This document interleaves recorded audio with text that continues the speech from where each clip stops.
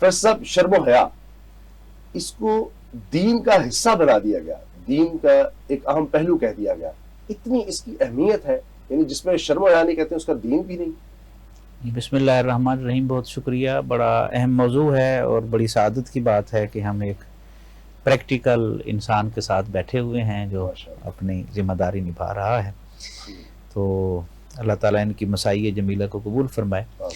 جہاں تک شرم و حیا کا تعلق ہے نا، تو اس کی بڑی ہی خوبصورت جو تعریف ہے نا، وہ حضرت جنید بغدادی رحمۃ اللہ علیہ سے ملتی ہے۔ آپ سے پوچھا گیا حیا کیا ہے، تو آپ نے فرمایا بندہ ایک طرف اللہ کی نعمتوں کو دیکھے اور پھر اپنے اعمال کو دیکھے، تو اس وقت جو کیفیت پیدا ہو اسے حیا کہتے ہیں۔ یعنی حیا تو ایک شعور کا نام ہے نا، تو ایمان اور حیا لازم ملزوم ہے، جب ان میں سے ایک رخصت ہوتا ہے تو دوسرا بھی چلا جاتا ہے۔ یعنی جہاں حیا نہیں ہے وہاں ایمان نہیں ہے، جہاں ایمان نہیں ہے وہاں حیا نہیں ہے۔ تو اس کے مظاہر آپ دیکھ بھی رہے ہیں دنیا میں، یہ کوئی ڈھکی چھپی بات ہے بھی نہیں، پریکٹیکل ہے پوری دنیا میں جو کچھ ہو رہا ہے۔ پھر حیا کے حوالے سے کئی اس کی قسمیں ہیں جو بیان کی گئی ہیں، لیکن اس طرف جانے سے پہلے میں ایک حدیث پاک آپ کے سامنے رکھتا ہوں۔ یہ جامع ترمذی میں حدیث پاک ہے، رسول اللہ صلی اللہ علیہ وسلم تشریف فرما تھے، تو ایک دن آپ نے اپنے صحابہ کرام سے فرمایا استحیوا من اللہ حق الحیا، کہ اللہ سے اس طرح حیا کرو جیسے حیا کرنے کا حق ہے۔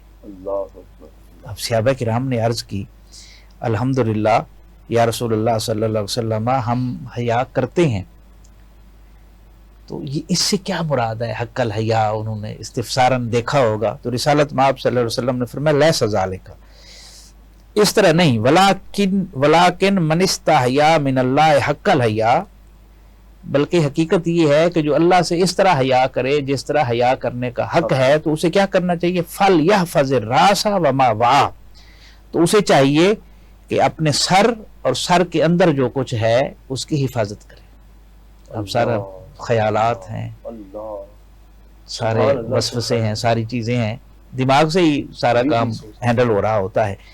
ایک تو یہ آپ نے فرمایا کہ اس کی بھی، اس لیے ہمارے بزرگ کیا فرماتے ہیں کہ جب آپ سجدہ کرتے ہیں تو آپ کا سر سجدہ نہ کرے، سر میں جو دماغ ہے وہ بھی اللہ کی بارگاہ میں سجدہ کرے، پھر مسئلہ حل ہوتا ہے، پھر وہ سجدہ وہ بنتا ہے، وہ ایک سجدہ جسے تو گناہ سمجھتا ہے۔ ٹھیک۔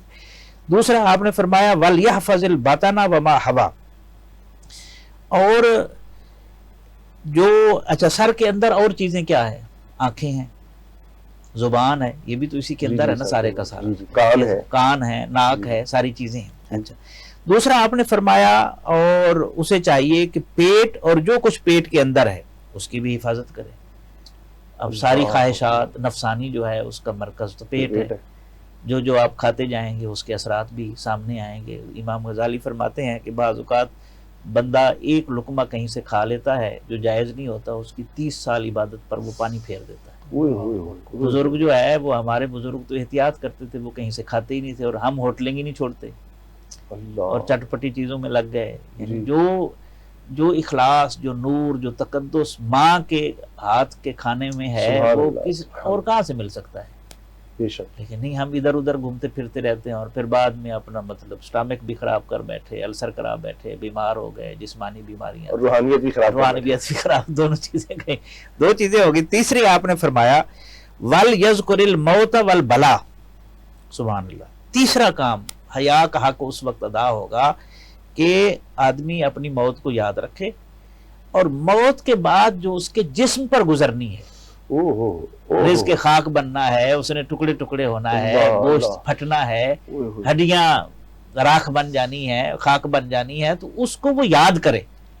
تین چیزیں، ایک سر جو کچھ سر کے اندر ہے، ایک پیٹ کے جو اندر ہے، تیسرا موت، اور موت کے بعد جو قبر میں ہونا ہے اس کو یاد کرے۔ یہ ہے حیا۔ اور ساتھ فرمایا وَمَنْ أَرَادَ الْآخِرَةَ تَرَكَ زِينَةَ الْحَيَاةِ الدُّنْيَا، کہ جو آخرت کا ارادہ کرتا ہے نا تو وہ پھر دنیاوی حیات کی جو زینت ہے نا اس سے وہ اجتناب کرتا ہے، یعنی غیر ضروری چیزیں جو ہوتی ہیں اس سے وہ اجتناب کرتا ہے۔